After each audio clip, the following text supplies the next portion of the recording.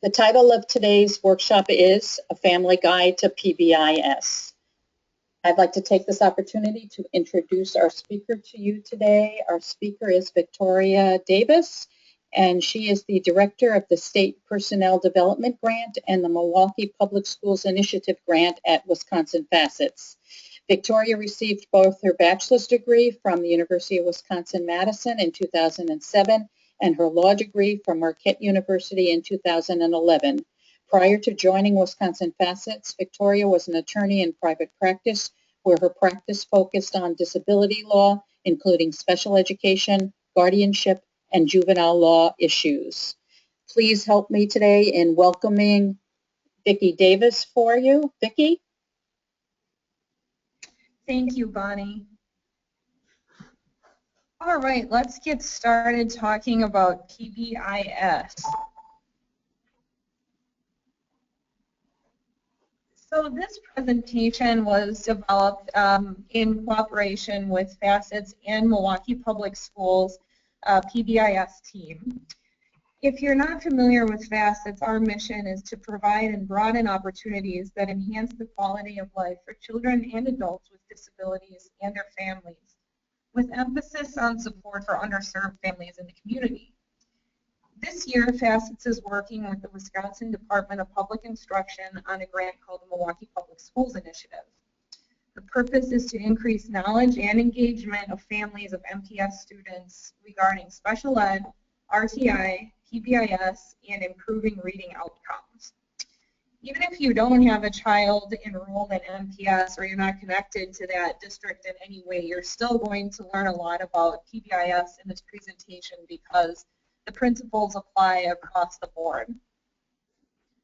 So I'd like to take a poll just to see how much our attendees know about PBIS already. So if you could do me a favor and in your chat box answer, you know a lot about PBIS and could explain it to someone else, maybe take over this presentation for me. You know what PBIS stands for and some basic parts, and press 2. You know what it stands for and that's about it. Or finally you have no idea what I'm talking about. So if you could in the chat box enter 1, 2, 3, or 4, that would be great, just so we get an idea of who's listening.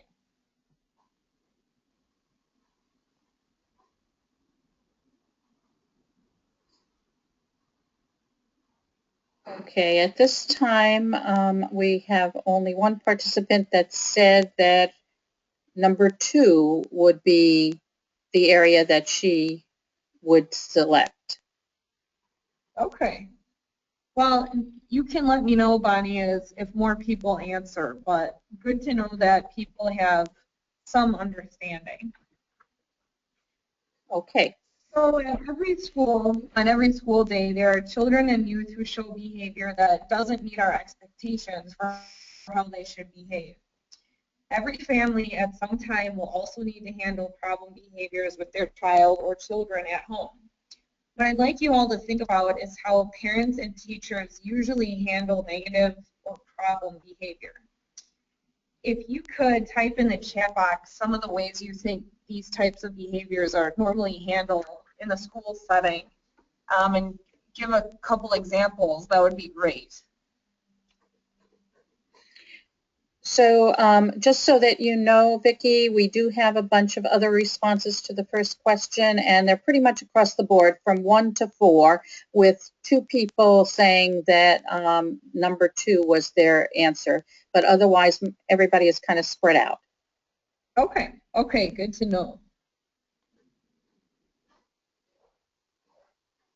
We had anybody answer how we think adults normally handle it when kids are showing behaviors that aren't what we would expect of them? We have one for scolding, one for detention. Okay, those are great examples of kind of the way it has been in the past and how these things have been dealt with. So most often, and again, those are good examples, we get angry and we punish kids. And the question is, does that really work? If you punish a little guy or girl, do you never see that behavior again? You might have found as a parent or an educator that repeated punishment doesn't teach that child a more socially acceptable behavior. That's because punishment is just a response to the inappropriate behavior. It's not teaching a replacement behavior, something for that child to do instead of acting out. A child will continue to use a behavior even if it's inappropriate, as long as it helps them meet a need. For example, if a younger child wants your attention and you're on the phone, they might decide to keep interrupting you until you respond. And they might do that every time you get on a phone call. And why? Because it works.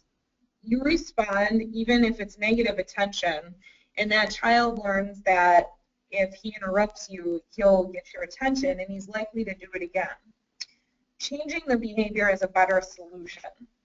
For example, you might plan an activity before you know you're going to be on a phone call with your child.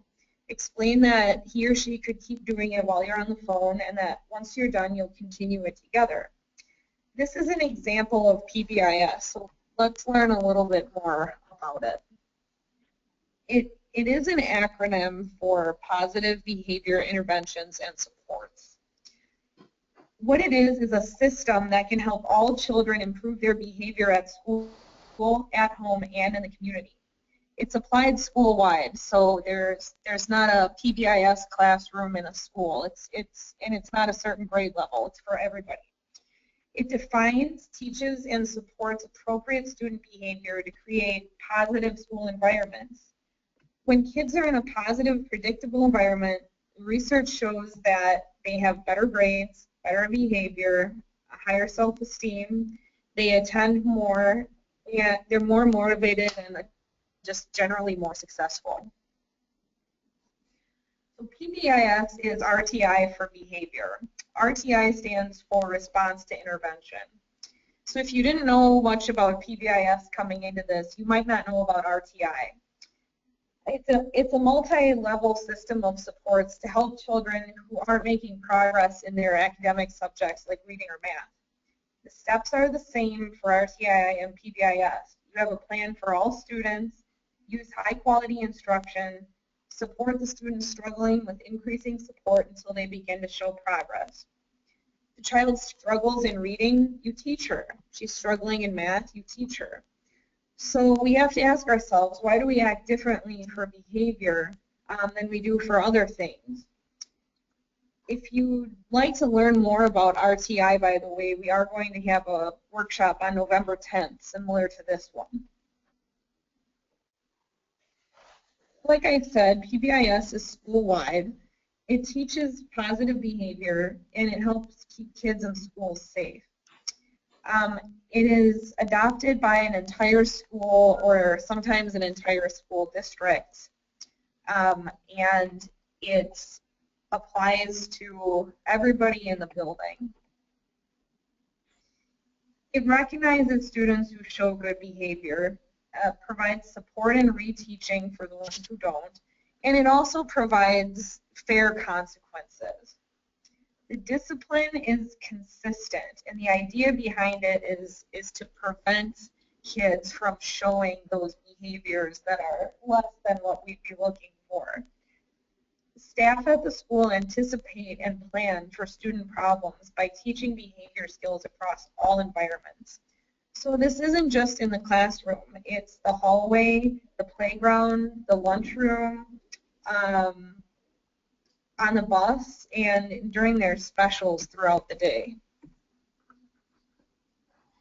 So how do we teach a child good behavior? I think we all, even if we're not educators, we have at least some idea how we teach other subjects, but how do we teach behavior?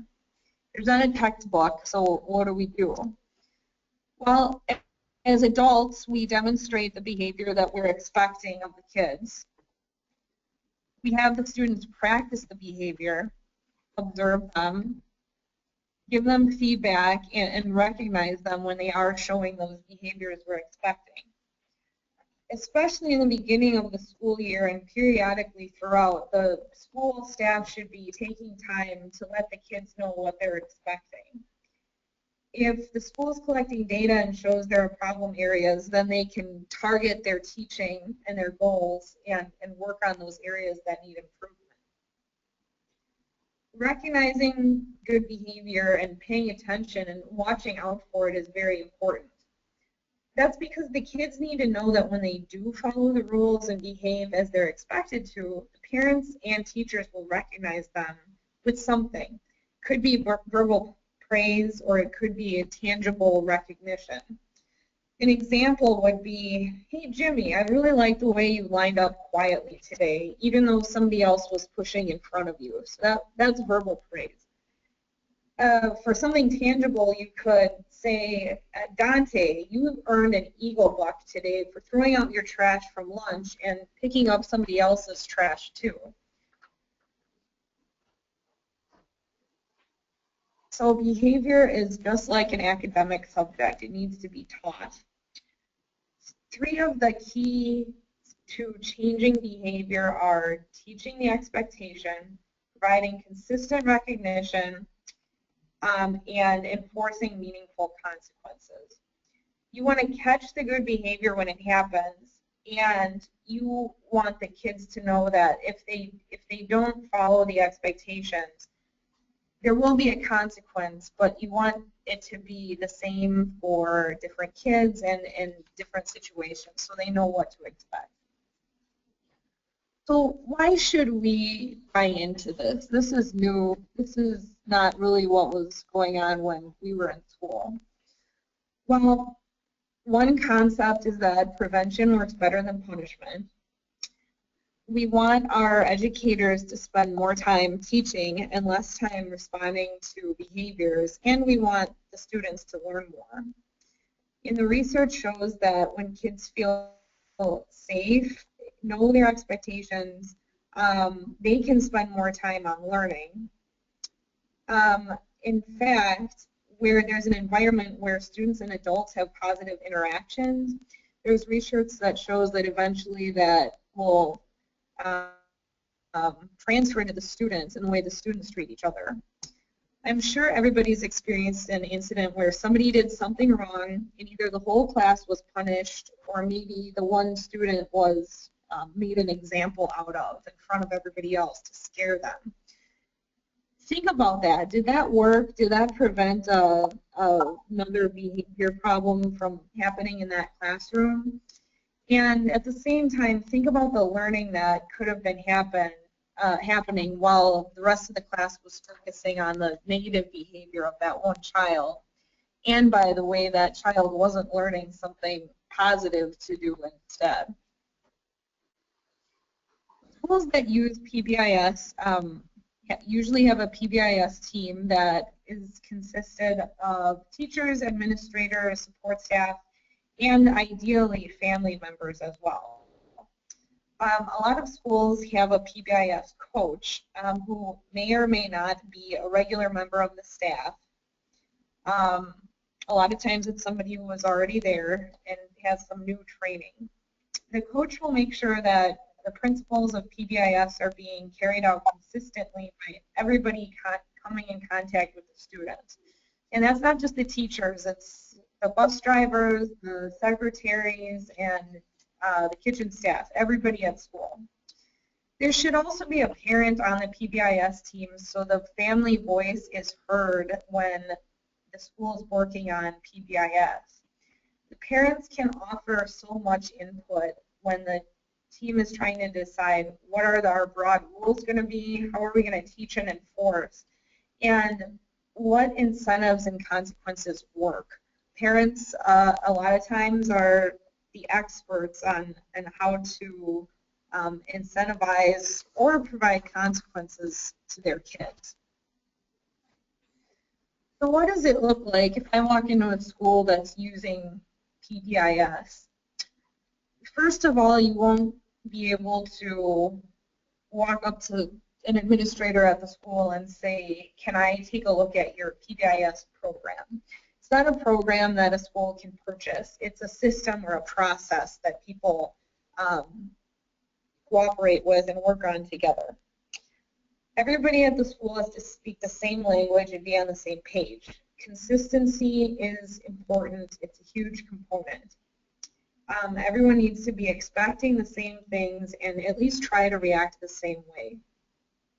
The PBIS team needs to involve parents at this step to make sure they know and understand what students are being taught about behavior so they can support these efforts at home.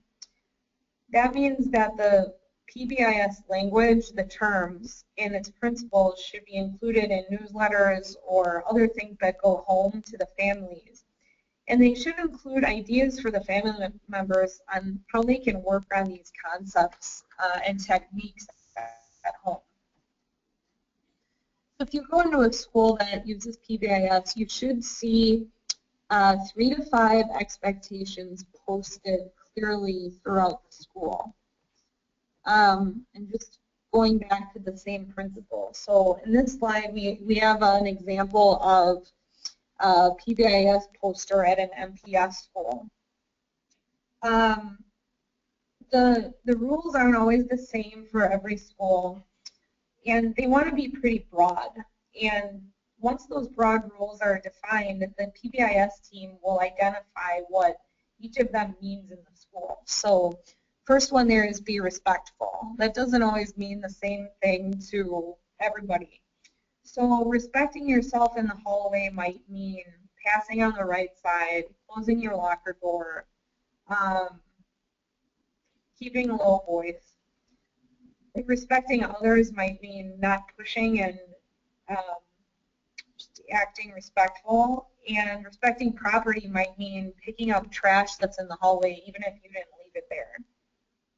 So by talking about this rule with students and providing both good examples and negative examples and reteaching the concept of respect, eventually the kids will understand it, use it in their everyday life, and use it in different school environments. So at MPS, all the schools use be safe, be respectful, and be responsible. And some of the individual schools use a different fourth rule. This one has be a team player, but schools all over the state have slightly different variations of this.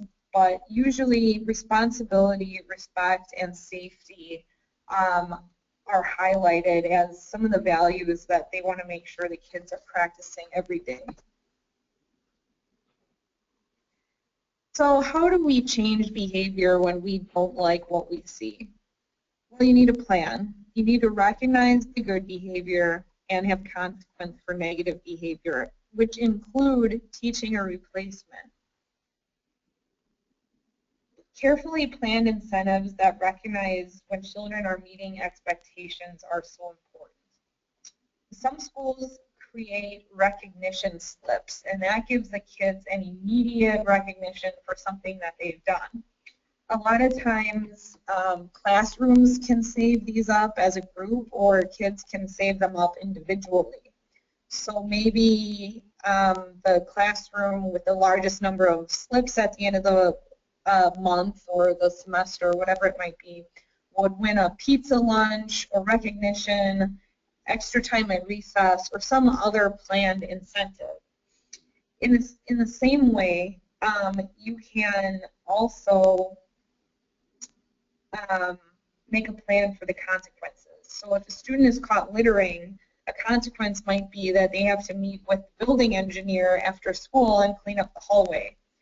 The consequence needs to include the teaching of a replacement behavior. You also want to make sure that you have specific and contingent positive feedback. So for kids without disabilities, you want to have a 5-to-1 ratio of positive to correctives. And for kids with disabilities, that can be even higher in order to be successful. It can be more like 8-to-1 or even 10-to-1. So if anybody here is thinking, you know, giving somebody a reward for doing the right thing, that's not the real world. We can't do this. But when you think about it, this is even done as for adults. And I would say pick up your keychain and look at it. And if you've got any reward cards on there, you know a little bit about being rewarded for showing behavior somebody's looking for, and having that encourage you to keep doing the same thing again. So it's a concept that works even when you're an adult.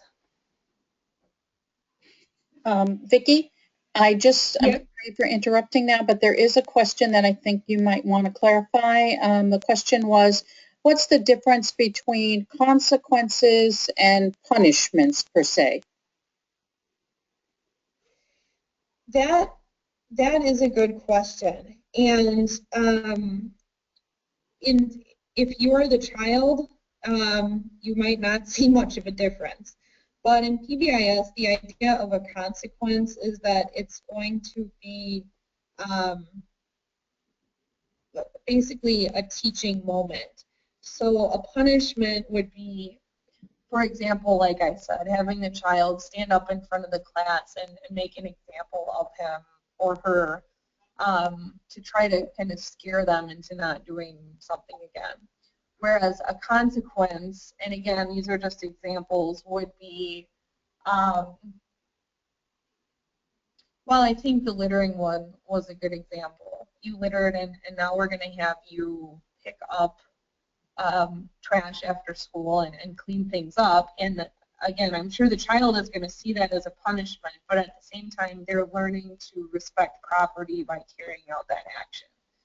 Does that kind of help to answer the question? It goes a little bit more to the purpose behind it rather than the action itself.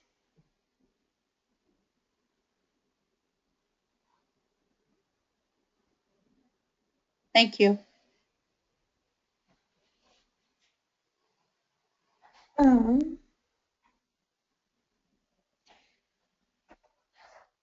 So some examples of planned positive recognition and incentives are tickets to spend at a school store, lunch with the principal, picking two friends and getting to eat lunch at a special place, or getting your picture on a recognition poster in the hallway.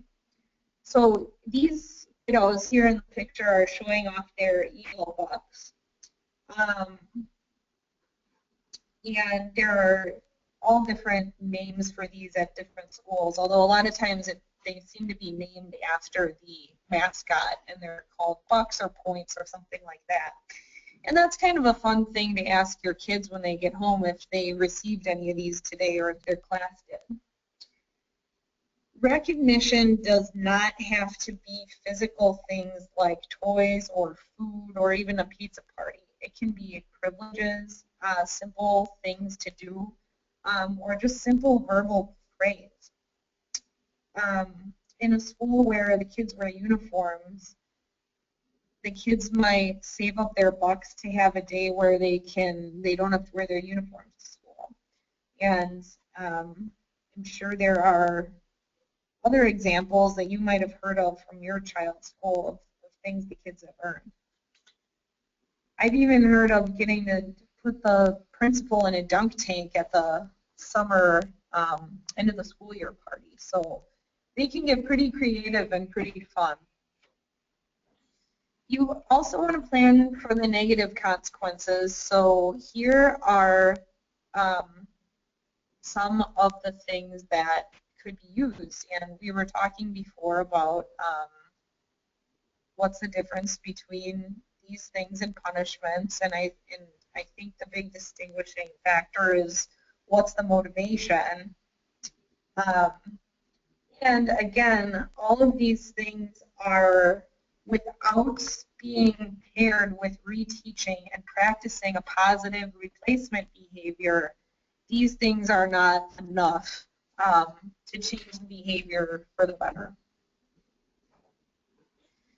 So how can you incorporate PBIS at home, and should you? Well, definitely you should, because it's good for children to know that they're going to have expectations of them kind of no matter where they go. So you can set routines and expectations, talk, demonstrate, and practice. Be firm, and another way to say that would be to be consistent. Consistency is key. We want to recognize the good behavior with verbal praise or catch them being good. Plan positive incentives, plan fair consequences, and be a good role model. You want to pay attention. One of the concepts in PBIS is catch them being good. Talk about school at home. Ask them if they received any incentives today, like those points or bucks we were talking about.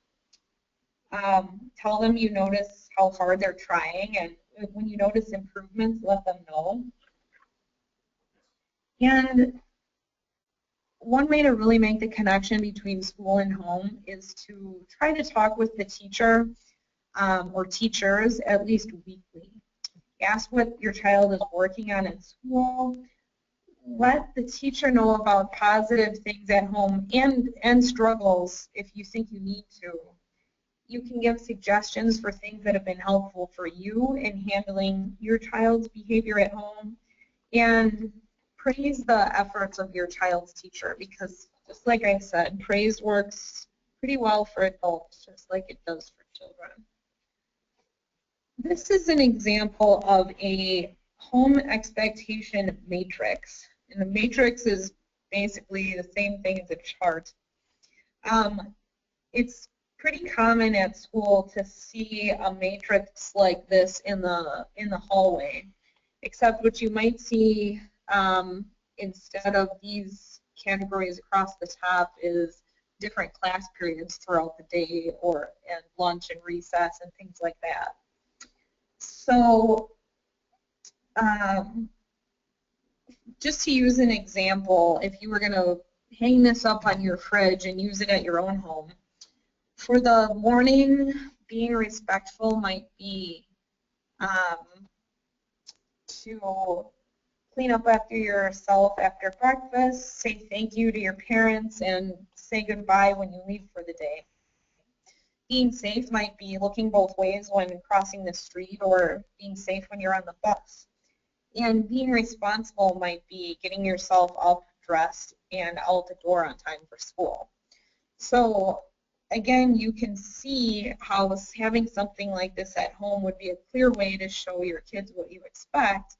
And it's also easy to personalize if you know, maybe things run a little bit differently in your house and you'd want your categories to look different. That's fine, you can do that. If you'd like a copy of this chart, just make a note in the chat box and I can email you a copy after the presentation. So PBIS is kind of like a three-legged stool, so without one of the legs, it's going to fall over. So again, teaching the good behavior, recognizing the good behavior, and providing planned consequences. PBIS is normally, at most schools, it's in 3 tiers or steps. So tier 1 is called a universal level, and this is what the school is doing for all students. These are the expectations, the incentive system, and the consequences that are being used across the board for everybody every day. But what about the students that still don't get it? What do we do with them? What if there are kids who don't respond to our incentive and seem to be unwilling or unable to show positive behavior? Well, if that's the case, they can move up to tier 2, which is the targeted level of supports in PBIS. Some kids need more, and the more that is provided to children in PBIS are called interventions. What an intervention is extra support for kids who struggle to show expected behaviors.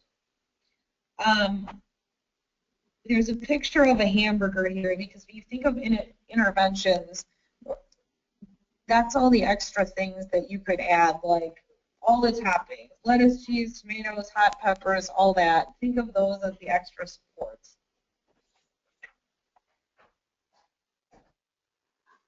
Some targeted level interventions that are common are check-in, check-out, daily home and school communication, extra support in the classroom, and social academic intervention groups. So I'd like to tell you a little bit about each one of these. Check-in, check-out is one of the most common. It involves a student who's struggling having a trusted adult to check in with in the morning, make sure they have everything they need physically and emotionally to start the day in a positive way. At the end of the day, with the same adult, they check out, make sure everything that they need for going home, homework notes, and a time to review anything that happened throughout the day, and possibly even communicating with the parent or family member if something negative occurred during the day. Daily homeschool communication could be in the form of a notebook that goes back and forth between home and school, or it could be daily emails that don't just point out negative things, but also show, let the parents or family members know of the positive things that that student did during the day. Extra classroom support could be things like changing seats or seat mates, changing your physical location in the room, providing a visual schedule, and maybe even special signals between the teacher and the student to let the student know that, hey, this negative behavior is starting to show itself. So maybe it's time for you to do some self-correction. And finally, a social academic intervention group can be led by a school psychologist or counselor. It can be a lunchtime group or some other period throughout the day that meets once or twice a week to practice social skills while eating lunch, playing a game, or doing some other group activity. So who needs these level 2 or tier 2 interventions? All schools use data. Some of the things that data is collected on are office referrals, minor incidents, attendance, or being late. To decide who needs the interventions, there are weekly meetings, sometimes organized by grade level, other times by the PBIS team, just to review the data. Some of the data they look at is listed on this slide, and there are other types of data that can be tracked too. If they decide, looking at this information, that a student needs some extra help or interventions, then they can start planning what are they going to do to try to increase that positive behavior. Family members definitely need to be involved at this step. If a student gets referred for an intervention, the family needs to know what the issues are, what the interventions are that are being planned, and how the parents are going to find out if the intervention is working and how they can support it at home. That's just a way to make those expectations clear from the beginning to the end of the day, to try to reduce those negative behaviors and increase the positive ones. So check-in, check-out is the most used tier 2 intervention. Having an adult that the student trusts is so important, and if possible, it's better to have more than one adult that the student can go to if things are not going well. You don't want that person to be gone that day or whatever it might be, and have things fall apart for that child. It helps the student feel connected to the school and the people in the school. Sometimes kids feel isolated or fearful because they don't have a close connection in the building. But once it's made, it's easier to build up the necessary skills for the student to be able and willing to show the positive behavior that's expected. And again, this step requires frequent communication with the families. Parents can support the student at home, reinforce the behavior, and kind of report back to school on how things are going at home. So we're at Tier 2 with the child. What happens next? The data is reviewed regularly. A lot of Tier 2 PBIS teams meet on a weekly or even semi-weekly basis. They review the data, and they might see an intervention is working but needs to be tweaked. They might see the student is not responding at all, or they might, on the other hand, see that it's working. They're seeing less negative behavior or less frequent. And then they can start to take away some of the extra supports to see if the student can continue showing that positive behavior on their own. And then they go back down to level 1.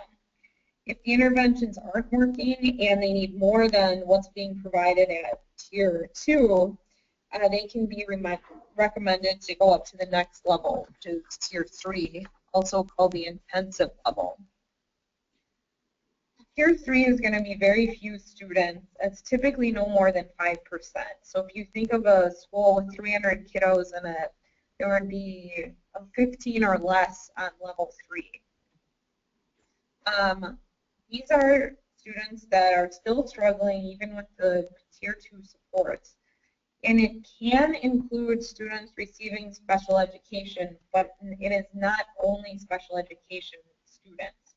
So typically in a school, of all the kids getting Tier 3 support, some would have IEPs and others would not. At this level, each student is likely being supported by a team of adults all working together and communicating often to support the student. That team would include the family supporting a student at home. Who needs it and when? Basically, students who are not changing the negative behavior and they're being given the extra support and it's just not getting the response we want. And the data is just showing that more intensive supports are going to be needed.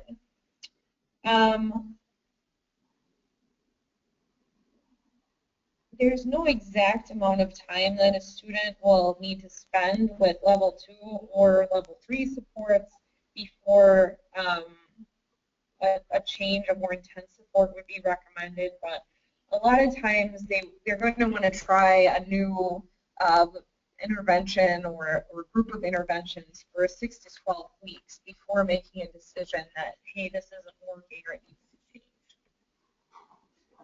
to change. If there's even more support needed than what's being offered at level 3 or Tier 3, a functional behavior assessment can be done and a behavior intervention plan can be created. The child's parents need to be included if this is being done. A team of adults identify the problem behavior in understandable words. The team does observations in many areas of the building and during different times of day. And the parents observe at home and record data. The team meets together to decide the function of behavior. And what that means is, what is the child getting from the negative behavior? Why is the child doing this? If you're seeing behavior become more negative right at the end of the day, maybe the child is tired and they're responding that way because they're just worn out, for example. The team comes up with a behavior intervention plan and reviews the plan after a certain amount of time to see if it's working.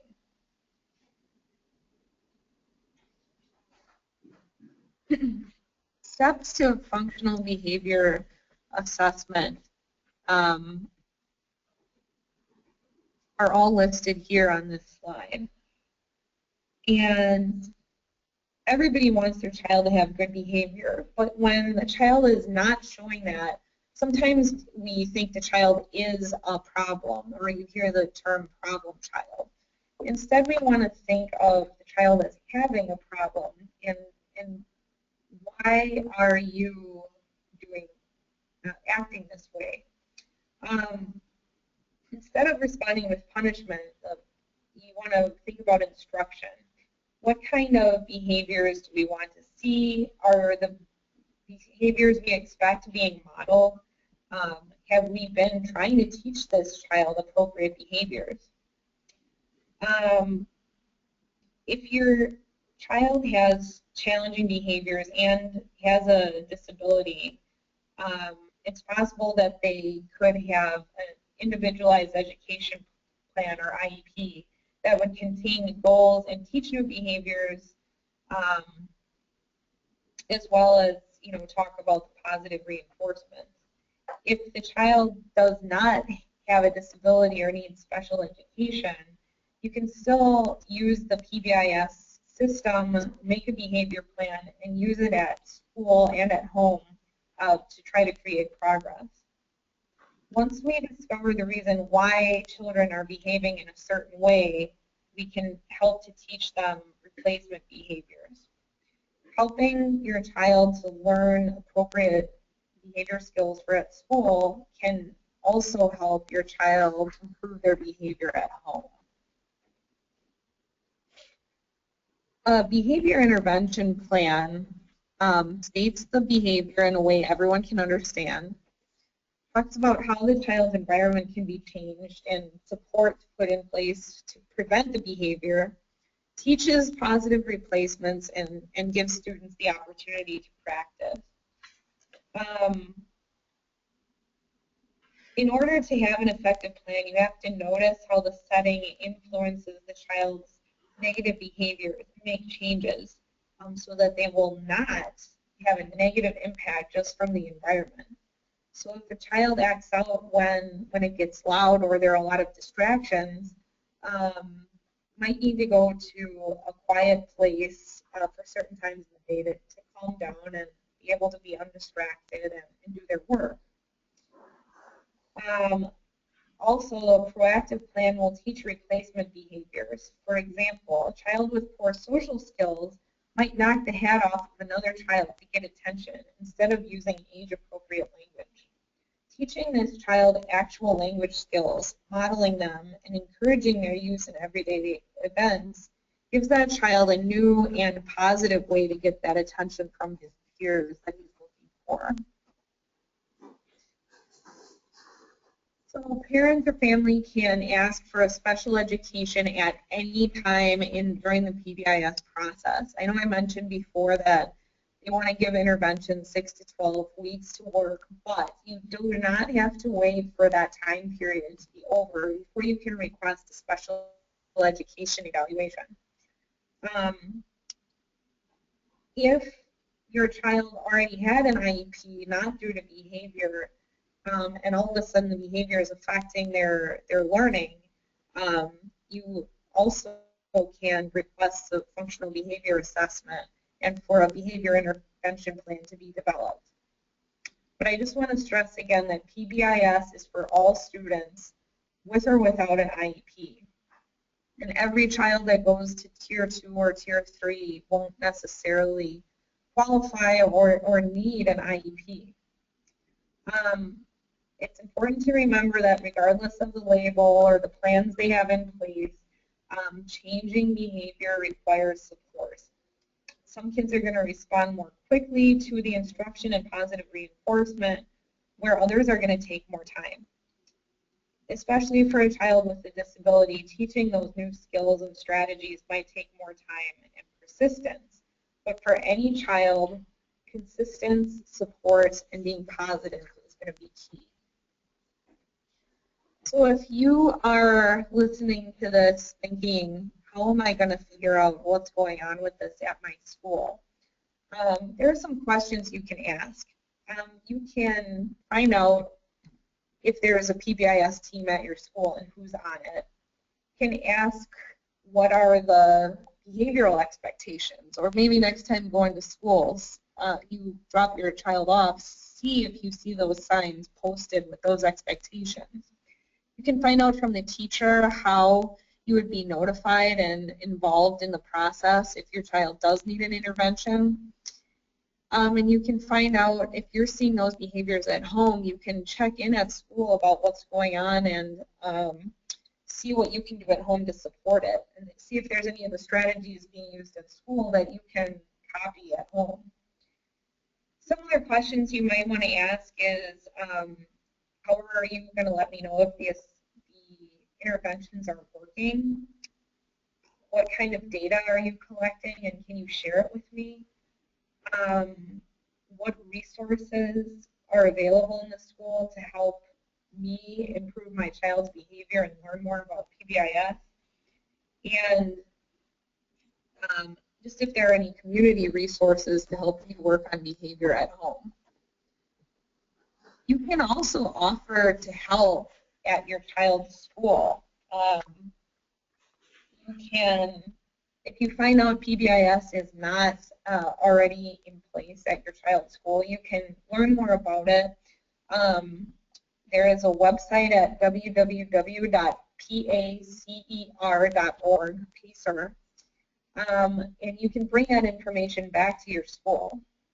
You can network with other parents in schools that already use PBIS, attend workshops like this one, and share them with school administrators. If your school already has a PBIS team, you can ask if you can join. You could invite someone to speak at the PTO meeting or another parent group meeting about PBIS to spread the word. And you could also offer to serve as a liaison between the school and families, so the school can get more information about what families in your district or your school are experiencing at home. You can also get involved by using PBIS at home. When it's used consistently across all settings, PBIS can dramatically change problem behavior. Some questions you can ask if you find out your child has been recommended for interventions are, what is the behavior? How does it affect her learning? Why do you think this is happening, or what's the function of the behavior? What interventions are you planning to use? Who's going to monitor the plan, and when are you going to review it? And finally, how do I support what you're doing at home? You can contact your child's teacher or somebody from the PBIS team. You can learn more online. If you're at MTS, you can go on their website. You can check out the WisconsinRTICenter.org, and actually, it's linked from that site, but you can also go directly to WisconsinPBISnetwork.org, and I just put the link into the chat box.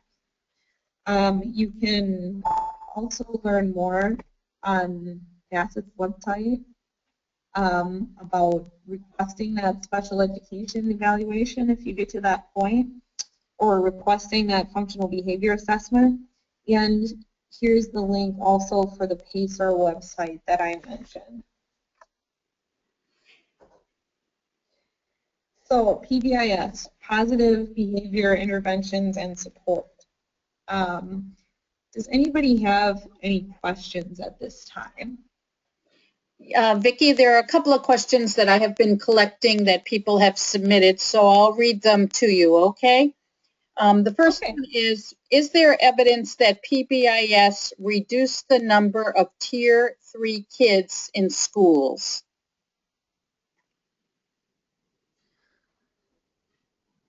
Well, okay, so I think the question is, if by PBIS being in place at a school, are there eventually fewer kids on Tier 3 if it's working? And I think the answer to that is there is evidence that PBIS, when it's implemented properly, kids will go on to Tier 3 and then come back off because the supports are being successful. However, there could be kids that stay on Tier 3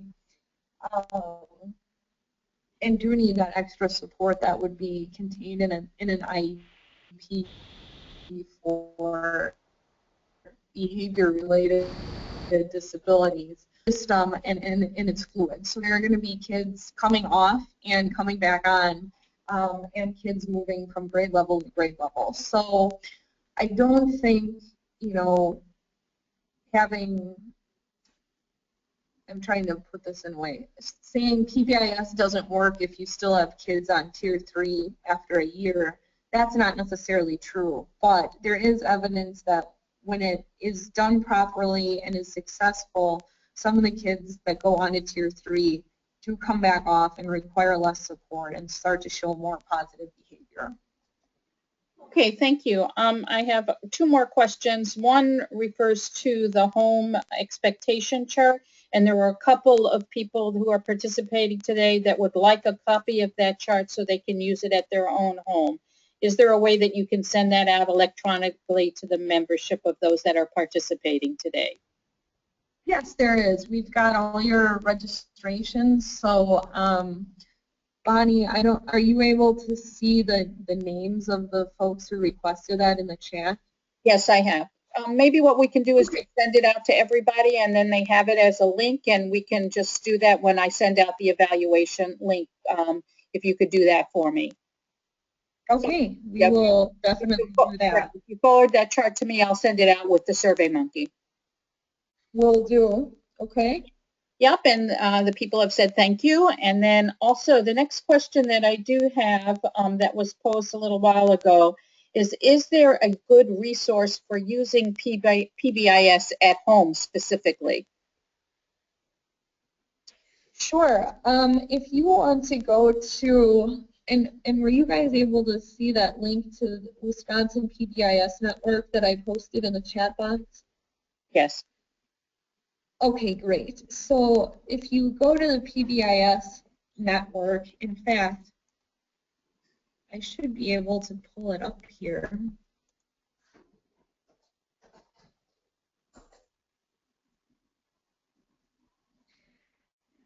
So this is the website for the PBIS network. And there are all kinds of different resources on this website, but you'll see here there's a section for parents and family, and this is going to give you different resources that you can use at home and in the community. This is a great website, and up on the top here you see RTI, which I had mentioned during the presentation. This links you to the Wisconsin RTI Center, and these two groups are they're operated in conjunction with our Department of Public Instruction, and they're going around the state getting schools up to speed with doing RTI and PBIS in their school. So they're just trying to get the word out to schools, parents, families, educators, and both of these partner sites are excellent resources. You can also go on your district's site. I know I gave the MPS link, but if you go on your school district website, some, not all, will have a link to PBIS somewhere on their page, and you can find out more there about what's going on at the school. And sometimes there are also recommendations for how to work on those PBIS principles at home.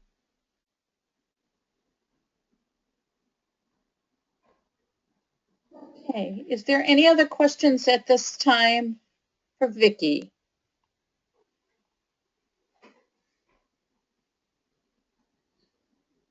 At this time, Vicki, I don't have any further questions. Is there anything else that you would like to say to kind of sum up everything?